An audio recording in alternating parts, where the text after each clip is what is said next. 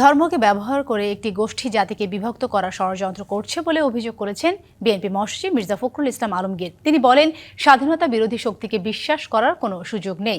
সব ষড়যন্ত্র প্রতিহত করে বিএনপি মাথা উঁচু করে দাঁড়াবে বলেও প্রত্যয় ব্যক্ত করেছেন বিএনপি মহাসচিব।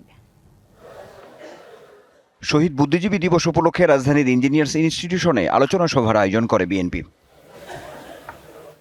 বিজয়ের প্রাক্কালে বুদ্ধিজীবী হত্যার নানা দিক তুলে ধরেন নেতারা। বলেন, ৭১-এর পুরনো চিহ্নিত একটি গোষ্ঠী দেশ নিয়ে ষড়যন্ত্র করছে। সেই ৭১-এর পুরনো সেই গোষ্ঠী নতুন রূপে বাংলাদেশে অভিজ্ঞত হয়েছে। এই ধরনের অপকর্মগুলি যারা করে তারা চিহ্নিত দল। এই দলটি বাংলাদেশকে কখনোই শান্তিতে থাকতে দেবে না। বিকাশ এবং বিনাশ দুইটা কথা আছে। RICL TMX, যুগের পর যুগ স্থাপনা থাকে মজবুত। আওয়ামী লীগ যেটা করে সেটা হচ্ছে বিনাশ, আমরা যেটা করতে চাই সেটা হচ্ছে বিকাশ।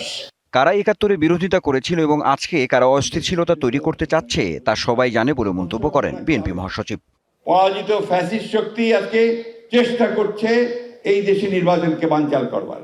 আরেকটি শক্তি তারা চেষ্টা করছে ধর্মকে ব্যবহার করে এই দেশে আবার মানুষের মধ্যে বিভাজন সৃষ্টি করবার। এর আগে রাজধানীতে আরেক অনুষ্ঠানে মির্জা ফখরুল বলেন, ধর্মের নামে বিভ্রান্ত করছে একটি শক্তি। উদারপন্থী গণতন্ত্রকে রাখবো নাকি সেই পেছনে পড়া যারা আমাদেরকে সবসময় বিভ্রান্ত করতে চায় ধর্মের কথা বলে, যেই শক্তিটি আবার মাথা চাড়া দিয়ে উঠেছে। এই শক্তি আজকে আবার মানুষকে বিভ্রান্ত করছে সেই ধর্মের নামেই। ১৯৭১ সালেও কিন্তু সে ধর্মের নামেই বিভ্রান্ত করতে চেয়েছিল। এদিকে লালবাগে আরেক অনুষ্ঠানে দু একটি বিচ্ছিন্ন ঘটনায় নির্বাচন বানচালের ষড়যন্ত্র মানুষ মেনে নেবে না বলে মন্তব্য করেন ঢাকা ৭ আসনের বিএনপির প্রার্থী হামিদুর রহমান। আশা করি আমরা নির্বাচন উঠাতে পারবো। Anwar Hossain, DBC news, Dhaka.